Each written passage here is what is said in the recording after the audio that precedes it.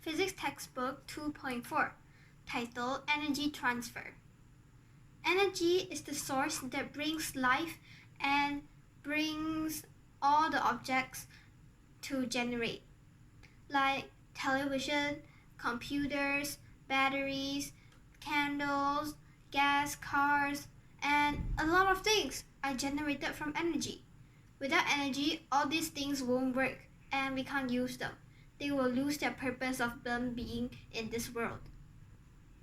Energy comes in a very important part in every object. Example, like there are a lot of different types of energy. Example like electrical energy, chemical energy, kinetic energy, and many more. There are also some common ones we usually see, like light energy or heat energy. There are two types of energies. One is called useful energy and another type of energy is called waste energy. These is differentiated in different ways on different objects. First, let's talk about how energy can transfer from one form to another. I will take an example like a computer. What energy does it use to generate a computer, to on the computer? Yes, it is electric. Electric is the source that makes the computer go on. So, it starts with the electrical energy.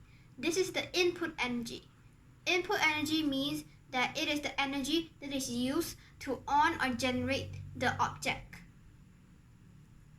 After the input energy, it will transfer the energy into some different energies that the computer will be using. Example, that the input energy, which is the electrical energy, will transfer into light energy, heat energy, and sound energy.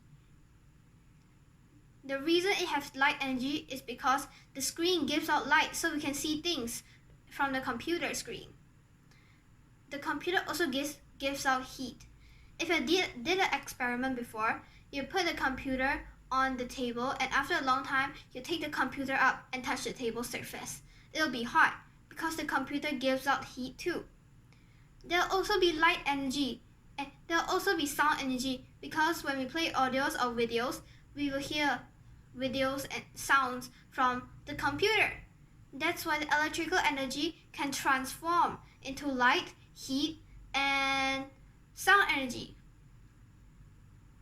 These three energies are useful energies because without any of them, this computer won't be really complete.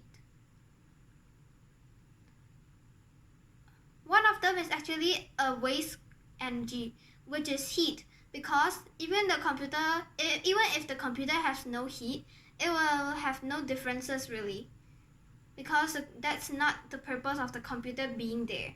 It is not used to heat stuff. So the heat is actually a waste energy because it is not used, but it is there.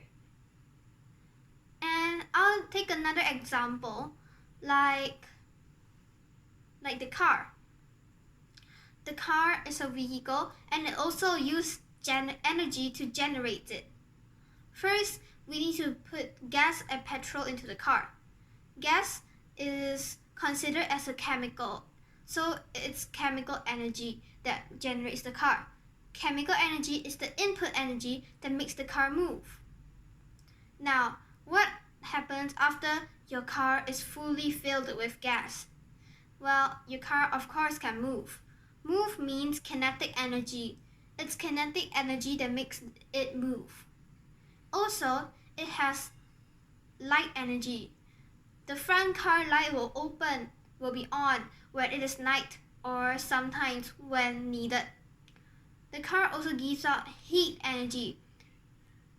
Like after you drive for a long time and you get home, you can touch the car and it will be super hot. But be careful not to burn yourself. So cars, after they get their input energy, the chemical energy transfers into three types of energies, which is heat energy, kinetic energy, and light energy. And do you know how to differentiate which one is the waste energy? Think about that. Kinetic energy. The cars are meant to be used to move? Well, of course, if not, we can't transport to anywhere. So kinetic energy is a good, useful energy. How about light energy? Well, I guess it's also useful because sometimes at night you need the light so that you can see clearly. So light energy is also useful energy. But how about heat? The heat of the car doesn't do anything. So it is also waste energy. The most common waste energy is heat, but not always.